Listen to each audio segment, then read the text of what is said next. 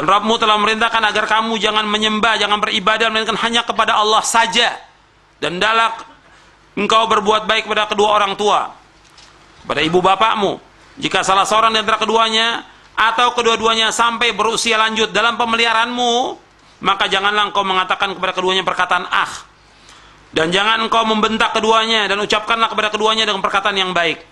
Dan rendahkanlah dirimu terhadap keduanya dengan penuh kasih sayang.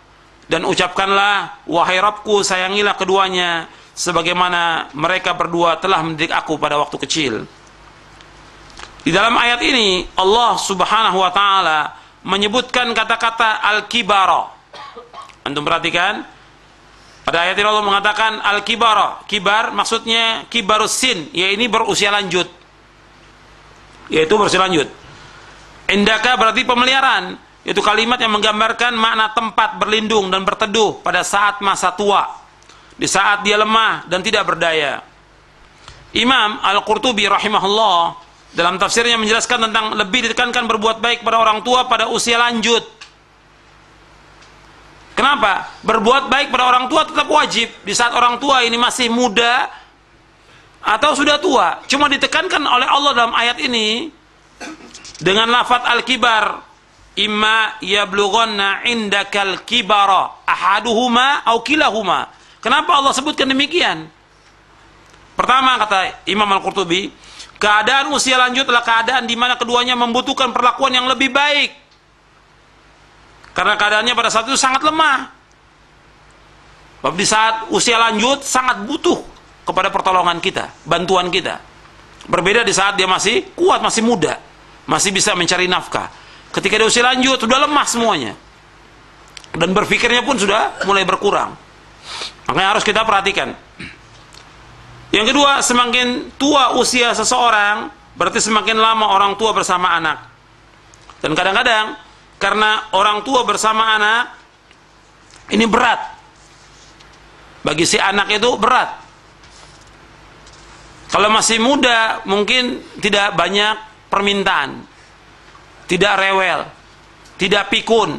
Tapi ketika sudah mulai tua, mulai banyak permintaan, banyak tuntutan, kadang-kadang juga pikun, kadang-kadang juga penyakit yang harus kita terus memperhatikan orang tua itu. Maka disebutkan al-kibar supaya kita betul-betul memperhatikan di saat dia usia lanjut. Nah, kadang-kadang anak itu tidak sanggup untuk mengurus kedua orang tuanya. Bahkan ada yang menitipkan ke panti jompo. Bahkan ada yang setahun sekali baru ditengok, nggak diurus orang tuanya, dibiarkan. Ada yang dibiarkan sendirian, anaknya dia bersama istri dan anak-anaknya, tapi si orang tua sendirian, tidak ada pembantu, tidak ada yang lain, sendiri. Ini perbuatan durhaka pada orang tua. Makanya Allah menyebutkan indakal kibar, perhatikan. Jadi mesti ada anak-anaknya yang harus betul-betul mengasuh, dan semuanya dari anak-anak itu membantu bagaimana supaya orang tua ini terawat dengan baik. Harus semuanya, nggak bisa satu orang atau dua orang. Kalau anaknya cuma satu orang ya dia. Kalau anaknya 3 orang ya semuanya harus tolong menolong. Bagaimana untuk berbuat baik? Karena semuanya ingin masuk surga.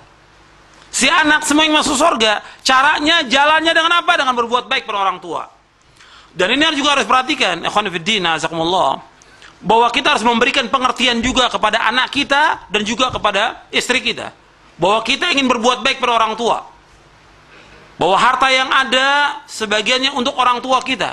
Berikan pengertian kepada si istri, dan tidak boleh si istri untuk mencegah si anak, si suami untuk berbuat baik. Tidak boleh sekali-kali si istri mencegah suaminya untuk berbuat baik pada orang tuanya, tidak boleh. Justru istri menganjurkan bagaimana supaya si suami mengurus orang tuanya, berbuat baik pada orang tuanya. Jadi nggak boleh sekali-kali seorang istri untuk mencegah suaminya untuk berbuat baik pada orang tuanya. Dia harus perhatikan, sebab si suami jalan dia menuju sorga dengan berbakti pada orang tua. Jalannya dia. Kalau istri dengan taat dia pada suami akan masuk sorga dia.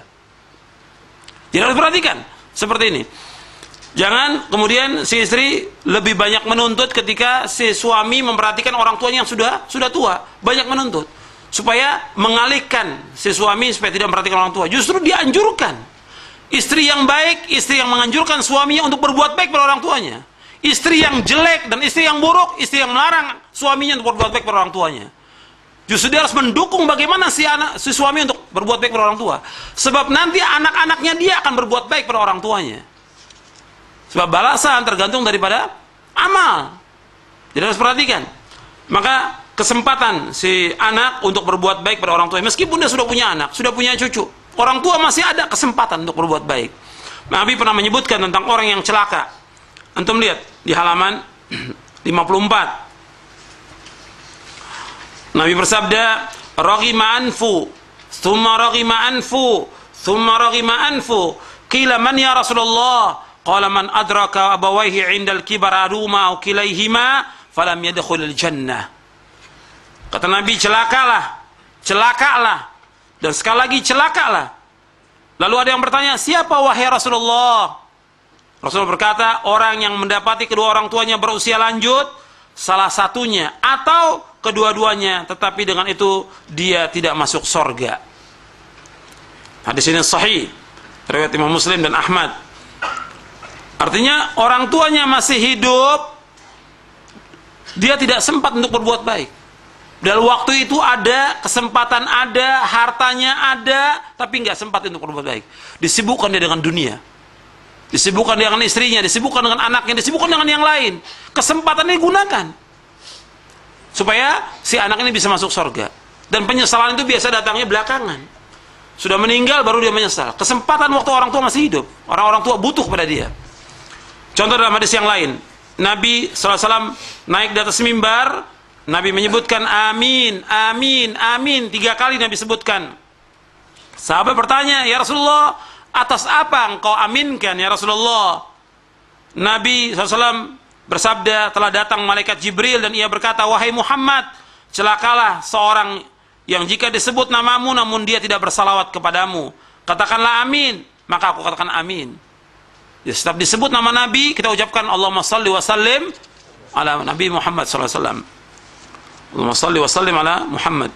Kemudian Jibril berkata lagi, celakalah seorang yang memasuki bulan Ramadan, tetapi dia keluar dari bulan Ramadan dalam keadaan tidak diampuni dosanya. Katakanlah amin, aku katakan amin. Jadi masuk Ramadan, keluar dari Ramadan, dosanya tidak diampuni. Karena apa? Dia tetap berbuat maksiat, tidak ada perubahan sama sekali. Ada orang seperti itu. Di bulan Ramadan disamakan dengan bulan lain, terus berbuat dosa dan maksiat, nggak diampuni dosanya oleh Allah SWT.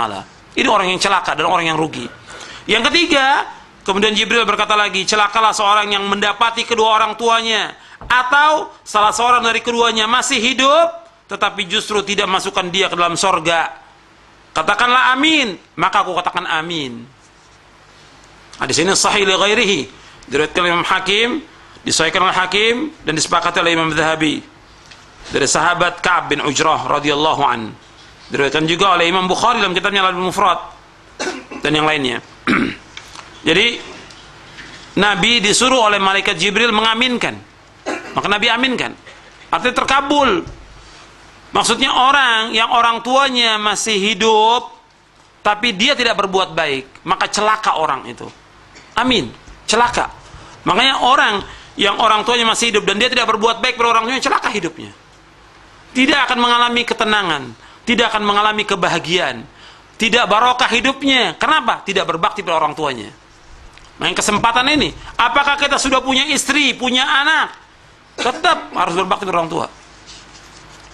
Apalagi kita masih dalam pemeliharaan orang tua, maka terus berbuat baik pada orang tua. Dan jangan bosan, jangan bosan untuk berbuat baik pada orang tua.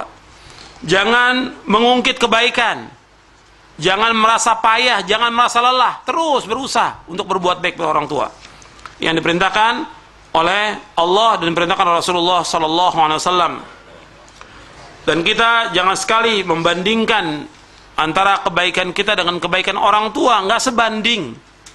Kebaikan orang tua, jasanya orang tua nggak sebanding dengan apa yang kita berikan. Seandainya ditakdirkan oleh Allah SWT, kita punya gaji 5 juta dalam sebulan, atau mungkin 10 juta. Semuanya kita berikan orang tua kita, belum bisa membalas kebaikan orang tua.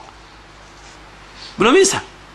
Karena nggak bisa dihitung dari mulai mengandung sampai melahirkan, menyusui, memberikan makan, membersihkan kotoran dan segala macam, menyekolahkan, kemudian sakit, bapak dan ibu bergadang untuk anaknya, membawa ke rumah sakit.